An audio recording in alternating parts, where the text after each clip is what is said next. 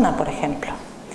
Y obviamente hay una comunicación en el momento del abrazo y antes del abrazo también. Cuando te estás acercando a una planta, la planta te está sintiendo, porque todos los seres vivos se sienten entre sí. Es una cuestión natural, de supervivencia del ecosistema. Todo el ecosistema está intercomunicado. Y nos transmiten información. Por eso el impacto sensorial al abrazar un árbol, porque te está transmitiendo información.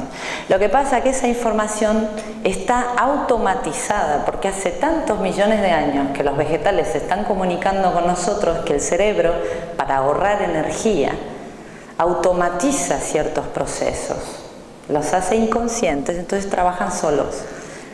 Es lo que yo decía de la comunicación que tenemos con los vegetales, va por lugares inconscientes, pero existe, ¿eh?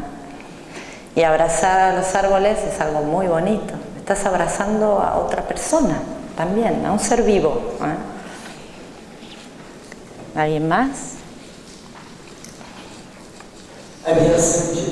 Primero, fantástico, de verdad que has abierto el mundo de las plantas de otra dimensión. Habías empezado a hablar que hay ciertas personas que dicen: mis plantas no crecen. Eso es cierto. Y me interesa el tema porque a veces tengo plantas del mismo especie y una crece súper rápida y la otra se queda chiquita. ¿Hay competición? Es que no sé. Si son de distinta especie, hay especies que colaboran entre sí en simbiosis, como nosotros con determinados animales colaboramos, o con plantas, y hay especies que son antagonistas porque compiten por el territorio, o entonces se matan entre ellas a través de señales químicas, a través de ocupación de territorio con raíces. Sí, es verdad, empecé a contar eso y luego no seguí. A veces cuando las plantas se nos mueren, imagínense que ustedes que las plantas perciben 14 señales al mismo tiempo del exterior, pueden procesar 14 señales al mismo tiempo, cosa que los humanos no podemos hacer. Son mucho más sensibles que nosotros, tienen un aparato perceptual hipersensible. Muchas señales registran de nuestra presencia, ¿eh? Por ejemplo, si nosotros tenemos pensamientos negativos, que cuando no estamos sanos, solemos tener un mayor porcentaje de pensamientos negativos con pensamientos positivos. Nuestra atención hacia los otros seres vivos se modifica. Estamos en un rollo mental, una autoconversación, y nuestro campo magnético se debilita y las plantas lo perciben. Lo perciben porque podemos llegar a ser una amenaza para ellos. Un ser vivo que está sano, para una planta puede llegar a contribuir con ella, ¿eh? Pero un ser vivo que está en un estado de desequilibrio puede significar para ellas una amenaza.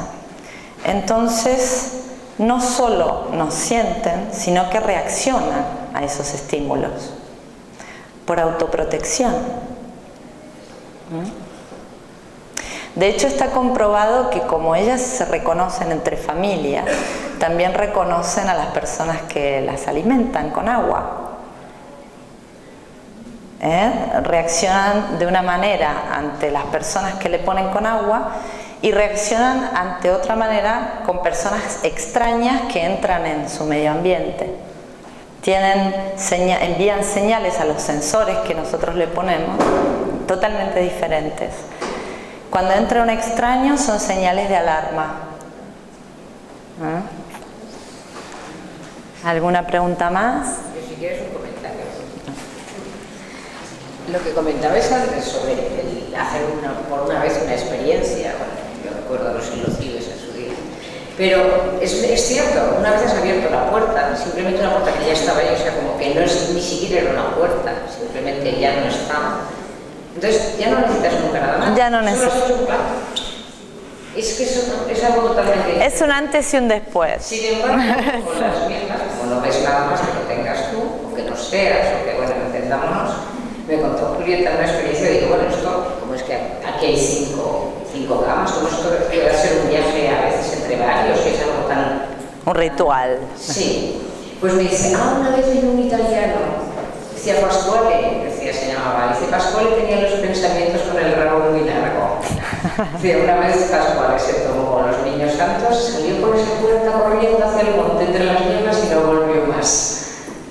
Y esto es un viaje de 5 horas, y el tío nada más tomar la sal hizo aquello que iba en su cabeza. Por eso lo he recordado por lo que comentaba el chico ya antes. O sea, ha sido 2 puntualizaciones que me han dado el recuerdo. Bien, la toma de enteógenas es... nosotros perdemos el control de nuestras acciones, por eso necesitamos una supervisión. No se pueden tomar en soledad, son terriblemente peligrosos. Es peligroso entrar en estados alterados de conciencia si estamos solos, porque empiezan a funcionar informaciones que no podemos a lo mejor controlar. Pero hay una cosa que me gustaría que sepan, que lo que nosotros hemos registrado con los escáneres es que el cuerpo, ante la toma de enteógenas, tiene todas sus funciones de alerta a tope. No estamos estupidizados, estamos alerta y en el presente. Como un animal en la selva o un animal el día a día, ellos viven el presente. Cuando tomamos estas plantas, todo nuestro cuerpo está alerta. No estamos dormidos y drogados, no estamos anestesiados. No, están todas nuestras funciones sensoriales completamente en su máximo de potencia. Digo porque de esta manera se confunde ya esos drogados, esos drogadictos que se toman las... No estás fuera de...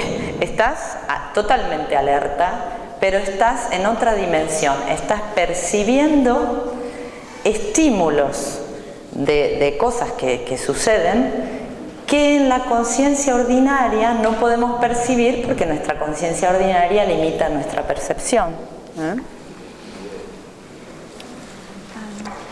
Una pregunta inocente. ¿Usas el término naturaleza en el mismo sentido de conciencia o parecido?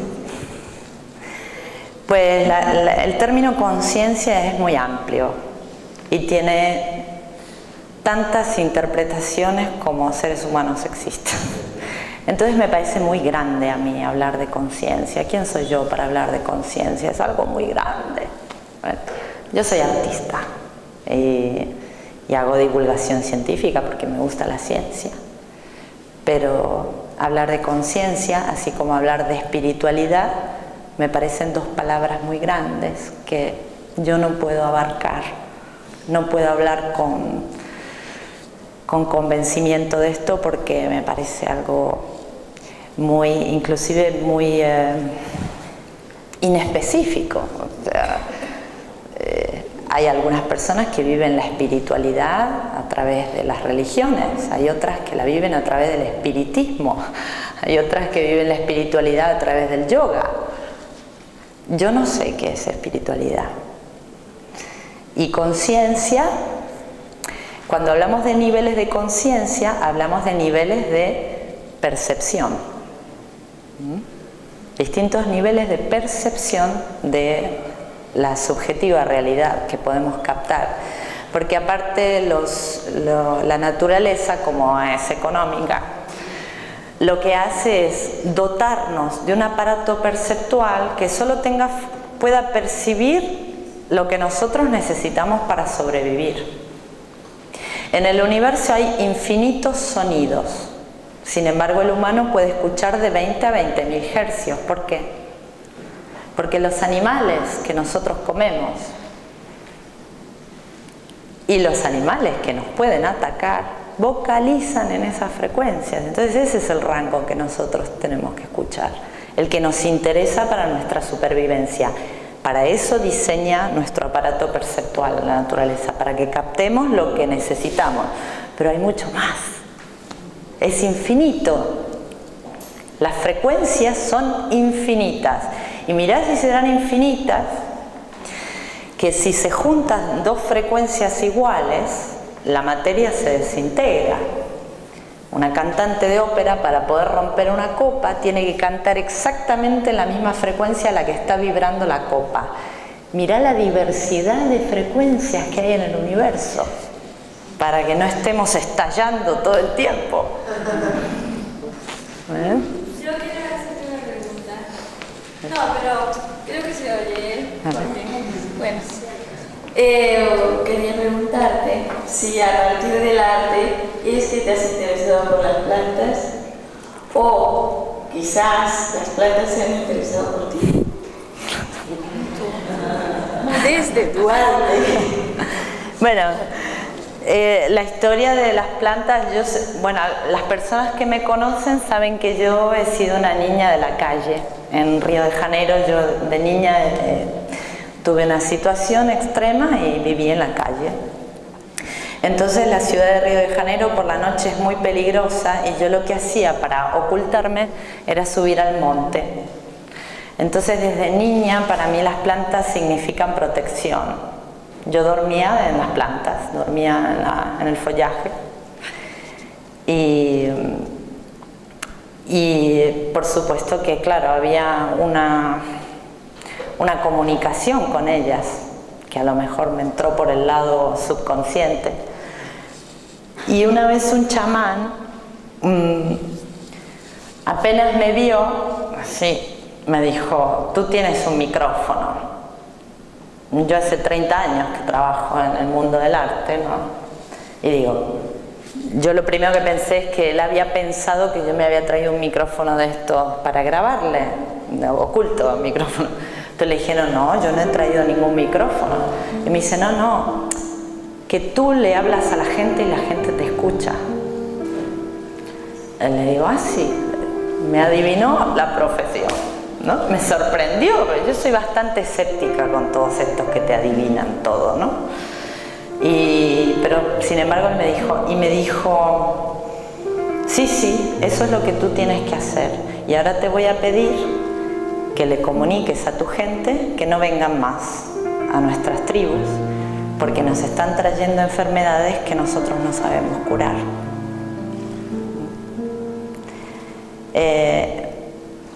Hay muchas cosas que me han ido relacionando con las plantas, pero sobre todo porque son seres vivos y para mí protectores totales. Yo vivo rodeada de plantas.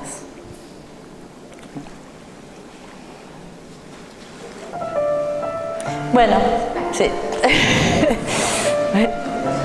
Solo la última. Es que siempre me han dicho que tener una planta en tu cuarto es malo. O sea, ¿esto sirve? ¿Para dormir? Sí, para dormir. Eso es un mito. ¿Es un mito? Mira, dicen que tener plantas me pregunta él, tener plantas en un cuarto cerrado para dormir a la noche, que es malo, porque las plantas nos robarían el oxígeno. Eso es un mito tremendo. Las plantas, yo les dije, armonizan el medio ambiente, tienen la capacidad de cambiar el medio ambiente, o sea que si falta oxígeno, ellas no van a consumir tanto, porque ellas necesitan cierto nivel de oxígeno en su medio ambiente. Y segundo, que el oxígeno que consumen las plantas durante la noche es tan mínimo, tan pequeño, que más vale que eches a tu marido de la cama, que ese sí que te consume oxígeno, mucho más que el que consume una planta. Es un mito. Las plantas son buenas para nosotros. El hombre ha vivido siempre en la selva, ha vivido cerca de las plantas y por algo es. Bueno, muchísimas gracias. Yo mañana me tengo que ir a las 5. Gracias.